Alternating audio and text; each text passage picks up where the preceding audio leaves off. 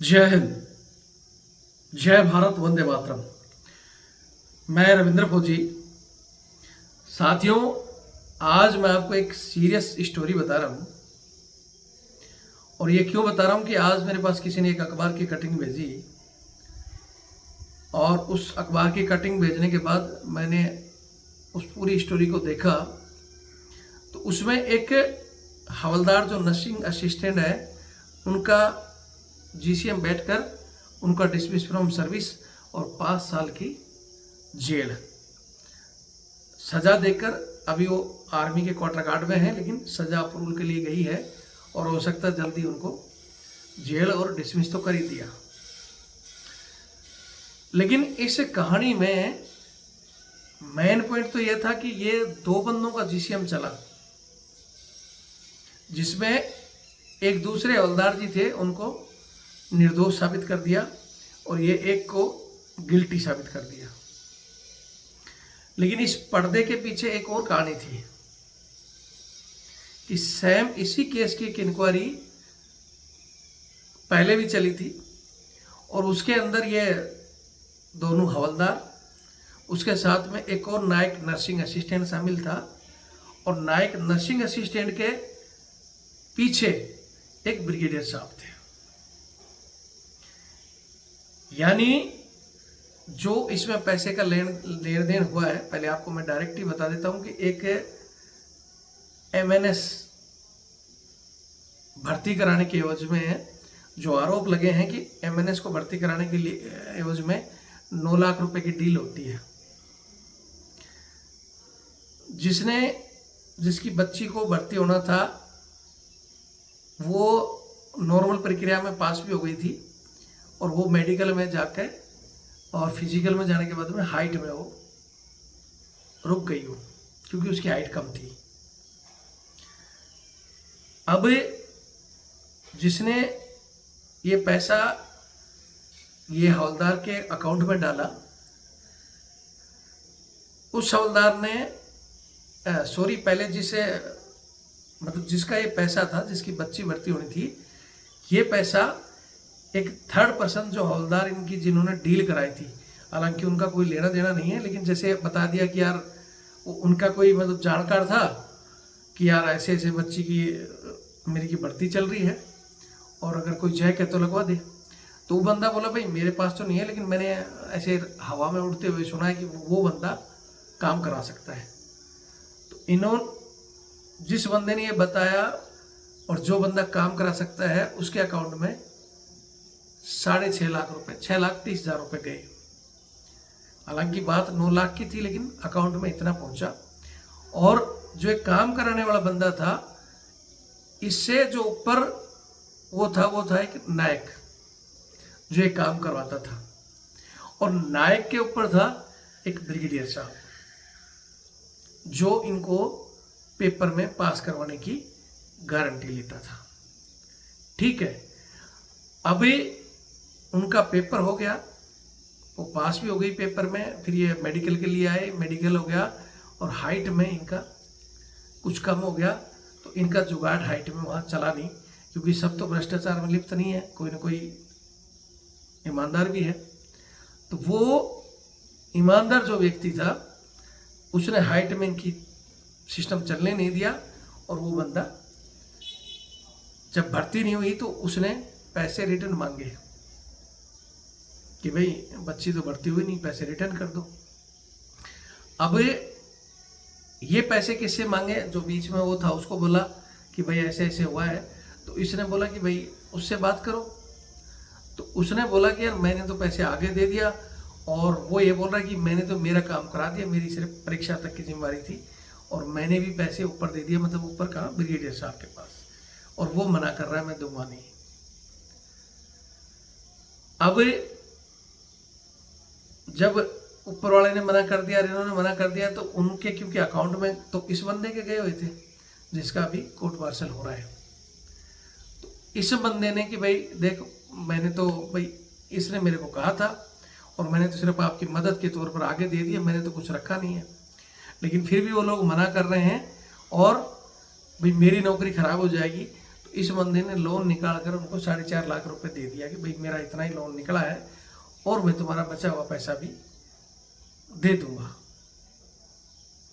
ये कह दिया, लेकिन उसके बावजूद भी उनको कोई डाउट था या क्या था, उन्होंने कहीं शिकायत कर दी और शिकायत के आधार पर इन वालों ने इनको पकड़ लिया, फ़ोन वोन जमा कर दिए। फ़ोन वोन जमा किए तो इनकी कोर्ट ऑफ इंक्वायरी शुरू हुई। कोर्ट ऑफ इंक्वायरी शुरू हुई तो इसने जो कहानी थी हकीकत बता दी कि भाई मेरा यही रोल था कि ये जो नायक साहब था उसने बताया कि भाई मेरे पास जैक है ब्रिगेडियर साहब का और एमएनएस की भर्ती चल रही है और अगर कोई बंदा है तो ले आओ और मैं करवा दूंगा। मेरे को तो उसने बताया, ब्रिगेडियर साहब का नाम भी बताया कि वो है सारा करवाते वाला, और इसलिए मैंने इसको बताया, इसने वहां से वो आए पैसे और मेरे पास पैसे आ गए थे। अब ये इंक्वायरी जब शुरू हुई और अधिकारीगण बैठे तो जब बात कहीं ब्रिगेडियर साहब की आ रही है और कोई ब्रिगेडियर फंसता है तो यहाँ से हमारी अधिकारियों की चाल उल्टी हो जाती है। ये देश का दुर्भाग्य समझो या अधिकारियों की कम्युनिटी मजबूत कम्युनिटी समझो, चाहे सिविल के मामले ले लो या फौज के कहीं के भी। जैसे वो पुलिस का भी एक बंदा लगातार कह रहा है कि ऊपर से नीचे तक माल जाता है, लेकिन ऊपर वाला सैफ रहता है हमेशा, क्योंकि वो एक तो डायरेक्ट नहीं लेता, प्रूफ नहीं छोड़ता, और प्रूफ के बाद में भी अगर उसका नाम आ जाए तो इंक्वायरी को दबा दी जाती है, क्योंकि उसके लाइजन है। या वही बात है कि चोर चोर मौसेरे भाई हैं, और उस समय इनकी 2-3 महीने इंक्वायरी चली और उस इंक्वायरी को क्लोज कर दिया कि भाई समय ज़्यादा हो गया या जो भी चीज़ें हैं कि ठीक है लेन देन हो गया और अब ख़त्म करो, बचा हुआ कर करा के। जैसे भी इन्होंने अब क्या हुआ वो इंक्वायरी करने वाले अधिकारी बताएंगे कि इंक्वायरी ख़त्म होगी। इंक्वायरी ख़त्म होगी, लेकिन उधर वो बंदा भी लगातार, क्योंकि उसने कई जगह चिट्ठियाँ डाली थी, फिर घूम फिर कर आया, तो इंटेलिजेंस के जो भी हमारे अधिकारी रहे होंगे इन्होंने फिर इसका फ़ोन पकड़ा।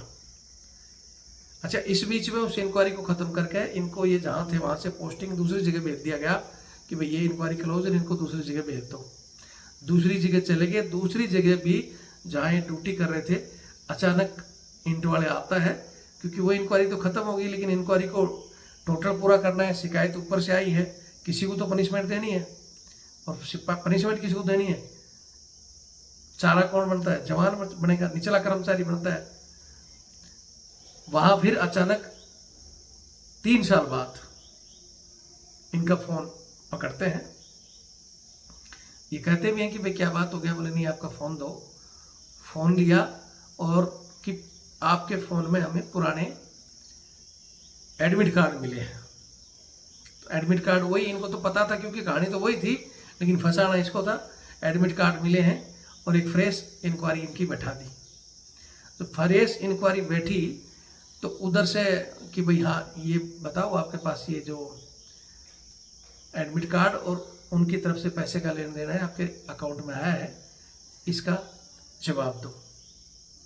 इसने फिर उस बंदे का नाम ले दिया कि भाई मैं तो उसके थ्रू पैसे लिए हैं। एक दूसरी कहानी उस समय बता दी, क्योंकि उस समय इसको लगा कि यार वो केस तो छूट गया, यार ये हो सकता है दूसरे एंगल से कर करा के ख़त्म करेंगे। या इनको उस समय वो अधिकारी ने गाइड कर दिया कि तू एक ये कहानी बता दे, हम तेरे को इस कहानी के आधार पर मतलब रफा दफा करवा देंगे। तो इन्होंने बोला कि भाई मैंने तो इनका वाइफ का डिस्ट्रीब्यूट चल रहा है, वाइफ ने इनसे 25 लाख रुपए मांगे थे, तो मैंने लोगों से उधार लिए थे और ये उसका नाम लिया कि इस बंदे ने मेरे को उनसे लोन पे पैसे दिलाए थे। ऐसे करके बोल दिया। वो बंदा भी कोर्ट ऑफ इंक्वायरी में उसको भी बुला लिया गया। इन 2 ही बंदों की कोर्ट ऑफ इंक्वायरी चली और इस आधार पर एक चला के, लेकिन लास्ट में तय यही हुआ कि नहीं भाई आपने पैसे वाइफ के लिए नहीं, आपने भर्ती के नाम पे लिए थे, ऐसे कर करा कर, और इस अकेले का कोर्ट मार्शल और 5 साल की जेल कर दी। और जो दूसरा बंदा था बीच में उसको निकाल दिया, मतलब उसको छोड़ना था उधर वो नायक और ब्रिगेडियर साहब को छोड़ना था, मैन तो था ब्रिगेडियर साहब को बचाना। अब जब इसको काफी दिन चला ये बच तो पाया ही नहीं। उस इंक्वायरी में जब इनको पता चला कि बच नहीं पाया तो इसने फिर वही बोला कि भाई वास्तव में अगर आपको चेक करना है तो मेरे यहाँ से भी जो पैसा गया उस नायक के अकाउंट में और उसने ब्रिगेडियर साहब तक पहुंचाया है, उसको भी क्यों नहीं शामिल करते। ये बातें इन्होंने इंक्वायरी में बोली हैं, लेकिन इंक्वायरी के अंदर जो इंक्वायरी अधिकारी थे उन्होंने कहा कि नहीं, हम तो सिर्फ इस केस के लिए आए हैं, इस शिकायत पर बात करेंगे, वो अलग चीज़ है, उसकी इंक्वायरी हो चुकी है, उसका वो जाने, हम तो इसकी इंक्वायरी पर बात करेंगे, आप उसी का जिक्र मत करो। इनके वकील ने भी बोला कि साहब ये चीज़ें हैं, नहीं सुनी। तो मैं यहाँ जो इंक्वायरी के अधिकारी आए थे, मैं अपनी तरफ से अभी हालांकि इस बंदे का ऊपर गया हुआ है कि ऊपर जो अधिकारी है वो क्या करते हैं।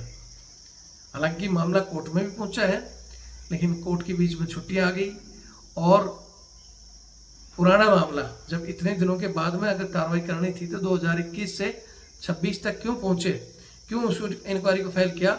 इस आधार पर इन्होंने कोर्ट में भी लगाया था कि भाई मामला स्टे हो जाए, मैटर पुराना या इस तरह झूठी शिकायत के आधार पर उसको रफा दफा किया जाए, सारी चीज़ें चल रही हैं।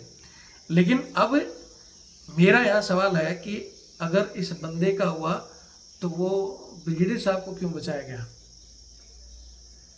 उनके ऊपर क्यों नहीं कार्रवाई हुई। जब इन बंदे के अकाउंट चेक हो सकते हैं तो ब्रिगेडियर साहब के जिस अकाउंट में गया है नायक साहब के, उनके क्यों नहीं चेक हो रहे हैं। मतलब मारा सिर्फ सिपाही ही जाएगा। आज वो फाइल ऊपर गई हुई है, फाइल में हो सकता है बाद में भाई इसको 5 साल की जेल और इसकी सर्विस भी डिसमिस कर दिया आपने। अगर ऐसा ही लग रहा था, कोई शिकायत थी, इसने पैसे लौटाए भी थे या ये बता रहा है मैंने उधार लिए थे, तो इस एंगल से भी देखो भाई, उधार भी तो इसका जो डिस्ट्रीब्यूट चल रहा है उधार भी तो ले सकता है उनसे। लेकिन आपने इसकी नहीं सुनी कि नहीं उधार नहीं है, ये लेन देन का पैसा है। और जो ये बता रहे लेन देन का आगे गया है तो उस एंगल पर आप बोलते हो नहीं, उससे हमें कोई मतलब नहीं है। तो ये इंक्वायरी हमें तो नहीं लगता सही ढंग से। हालांकि इसके बाद में ये अभी आर्मी के मतलब क्वार्टर गार्ड में इनको परमानेंट रखा गया है, तब से इंक्वायरी चल रही, तब से दूसरे को बाहर कर दिया गया। लेकिन अभी इन्होंने खुद एक रक्षा मंत्रालय को चिट्ठी लिखी, उस चिट्ठी में अभी हालांकि इन्होंने जो कहानी लिखी है वो जो भी लिखी है वो तो ये जाने, लेकिन उसके आधार पर एक बार फिर से कोर्ट ऑफ इंक्वायरी के आदेश होंगे या फिर ये कहानी को दबाकर इसको जेल भेज देंगे, ये जेल में पड़ा रहेगा, पीछे इसको कोई सुनने वाला ही नहीं है। ठीक है, तो मैं यहाँ एक चीज कहना चाहता हूँ उनको अधिकारियों को, या तो अगर आपको बचाना था, ब्रिगेडियर साहब के बाल बच्चे ज्यादा हैं या वो दूसरों के हैं, इसके भी इसका डिस्ट्रीब्यूट तो चल रहा है, बाल बच्चों का क्या है क्या नहीं, लेकिन इंडिविजुअल का और अगर वर्दी की इज्जत ही बचानी थी तो इसको भी आप ठीक है डिसमिस फ्रॉम सर्विस कर देते या जबरन रिटायर कर देते और केस चलता रहता है, वो बाहर कोर्ट तय करता है कि इसको क्या सजा देनी है। लेकिन यहाँ आपने एक एनए हवलदार को तो आपने जो करना था कर दिया और दूसरी तरफ अपने अधिकारी को बचाया, और वो भी ये कहते हुए कि उस इंक्वायरी से हमें कोई लेना देना नहीं, जबकि 2021 की वही इंक्वायरी जिसकी एक बार पहले इंक्वायरी हुई उसको दबा दिया गया, दोबारा वही इंक्वायरी उसी लेन देन की आज करके तुमने ये निर्णय दे दिया क्यों। मैं चाहता हूँ हमारे जो और साथी इस वीडियो को देख रहे हैं अपना अपना कमेंट्स दें। हालांकि अखबार में भी आ चुकी है स्टोरी, लेकिन अखबार में इसका ये पहलू नहीं आया, ना ही तो अखबार वालों को ये पहलू पता है और हमारे अधिकारियों को तो जिन इंक्वायरी में जो शामिल है उनको पता है, लेकिन उन्होंने इस एंगल को ध्यान नहीं दिया। एक भी दिन जिसका नाम है ब्रिगेडियर साहब का उसका कोई खाता या उनसे कोई पूछताछ का कोई जिक्र नहीं है। क्यों? जब जीरो टॉलरेंस नीति पर आप चलते हो तो आपको चाहे जवान हो चाहे जनरल हो सबके साथ एक जैसा व्यवहार करना चाहिए। और इंटेलिजेंस के जिन्होंने भी इनका फ़ोन पकड़ा तो भैया ब्रिगेडियर साहब का भी फ़ोन जब्त करना चाहिए था। और जो उनके रिश्तेदार बताए जा रहे हैं, एक नायक साहब जो लेन देन देते थे क्योंकि कमाऊ पूत तो वही था, वहाँ जाकर दे रहा था, उन सबके चेक करो, पता चल जाएगा कौन क्या है। आज इस स्टोरी में मैं नाम नहीं ले रहा हूँ क्योंकि अभी भी हम यही चाहते हैं कि ये स्टोरी के तहत जो फाइल ऊपर गई हुई है उस पर विचार किया जाए एक बार फिर से। या तो कोर्ट ऑफ इंक्वायरी अगर आपको करना है तो वो ऊपर आपके अधिकारी ब्रिगेडियर साहब से लगाकर सबको एक जैसा पनिशमेंट दें। सबसे ज़्यादा ये तो सिर्फ बीच में कड़ी थी, जा तो वहाँ रहा था, सबसे ज़्यादा पनिशमेंट उसको मिलनी चाहिए अगर मिले तो। और आप फिर भी इन चीज़ों को बचाना चाह रहे हो तो फिर इसको भी बचाओ और मामले को जो भी इनका लेन देन है देकर रफा दफा करें। पूरी स्टोरी अभी तक हमारे पास किसी के थ्रू यहाँ पहुँची है, प्रूफ करना है, अगर जरूरत पड़ी तो इसके बाद कोर्ट भी है। ये तो नहीं कि आपने यहाँ से जेल भेज दिया और कोर्ट मार्शल कर दिया तो बस कहानी खत्म हो जाएगी, 5 साल में भूल जाएगा। ये पहले होता था। पहले क्या होता था कि किसी जवान को इस तरह फंसाया, उसको जेल भेजा, सर्विस से बर्खास्त, तो पहले डरते हुए अपने गांव घर में नहीं बताता था। बता भी देता था तो लोग बोलते थे फौज का केस है, इसका कोई केस नहीं लेगा। और उस समय केस भी लेते थे तो वही हमारे रिटायर्ड अधिकारी वकील बैठे रहते थे, उसको इस हिसाब से बनाते थे कि वो लटक पटक कर हाथ पैर मार के या तो मरी जाएगा, इंसाफ नहीं मिलेगा।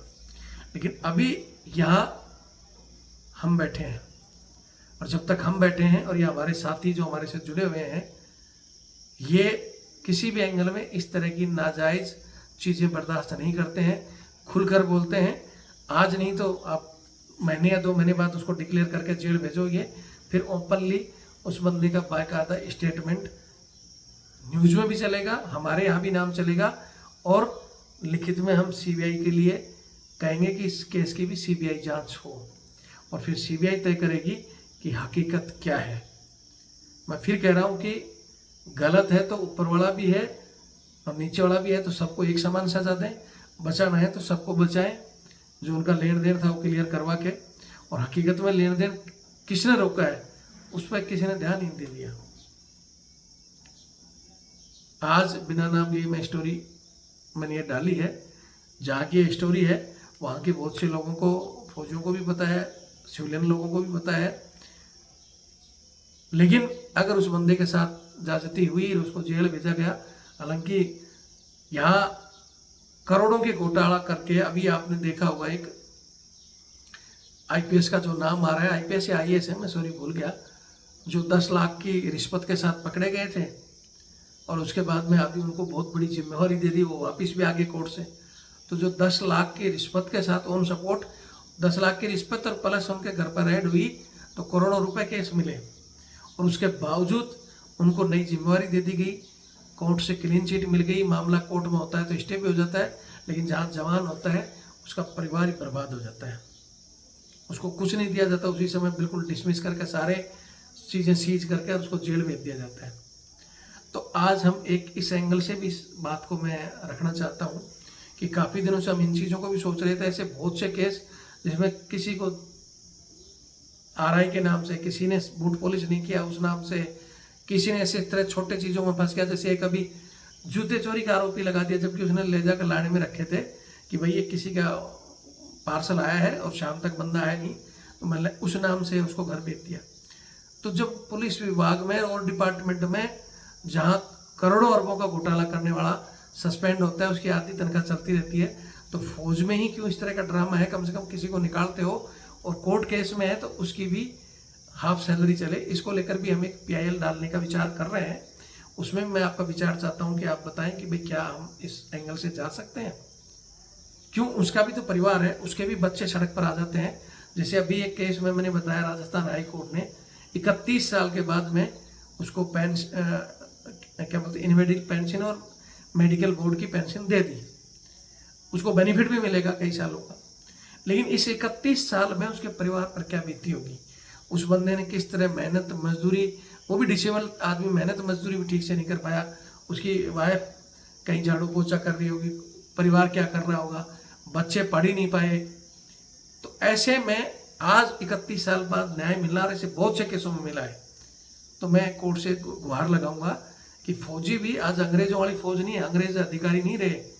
तो आज इस एंगल को भी चेंज करते हुए अगर फौजी के ऊपर भी कोई आरोप लगते हैं तो जब से कोर्ट से आरोप साबित नहीं होते, कोर्ट जब तक उसको डिसमिस नहीं करता, ये अंग्रेजों वाली अधिकारियों की जो नीति थी कि नहीं हमने कह दिया जो कह दिया, और उसके बाद में वो साफ भी हो जाता है, ना तो अधिकारियों का कुछ बिगड़ता और ना ही उस जवान को कुछ मिलता, उसका पूरा जीवन बर्बाद हो जाता है। तो जिस तरह बाहर कम से कम सस्पेंड की जो सैलरी मिलती है वो फौजियों को भी दे, या पैरामिलिट्री फोर्स में भी यही सिस्टम है, वो भी इंसान है, उनके भी बाल बच्चे हैं, तो कोर्ट इस एंगल पर भी ध्यान दे। उसी के साथ गलत निर्णय देकर घर गए हुए बंदे को जानबूझ कर किए हुए मैटर में हाफ सैलरी के साथ साथ जब वो जीतता है तो उसकी सैलरी गवर्नमेंट ऑफ इंडिया देती है, जो कि हम लोगों के टैक्स का पैसा होता है। लेकिन गलती करने वाला एक अधिकारी, उसकी सैलरी से भी कुछ काट कर उसको दिया जाए, और उसको भी जिस तरह इस बंदे ने यातना झेली है उसके भी सारे भत्ते वगैरह सील किए जाए, सैलरी से भी दिया जाए, ऐसे आदमी को तुरंत टर्मिनेट किया जाए। अगर वो पेंशन आ जाता है अधिकारी तो उस पर भी कार्रवाई हो, ताकि ये लोग इस तरह के ज्यादती ना करें। क्लियर फैसला देना है तो, और गलत करते हैं तो इनको अपनी जेब से वो चीज़ें भरनी पड़े। इस पर मैं चाहता हूं कि आप अपने कमेंट्स और विचार दें, वीडियो को शेयर करें। आगे की कहानी जल्दी ही जैसे उनकी फाइल अप्रूवल होकर आती है बाई नेम आपको मैं दे दूंगा, मेरे पास तो आ ही चुका है बाई नेम। बाकी आप भी अपने अपने विचार व्यक्त करें कि आगे हम इस एंगल में क्या कर सकते हैं, और जो मैंने बताया इस पर भी। जय हिंद, जय भारत, वंदे मातरम।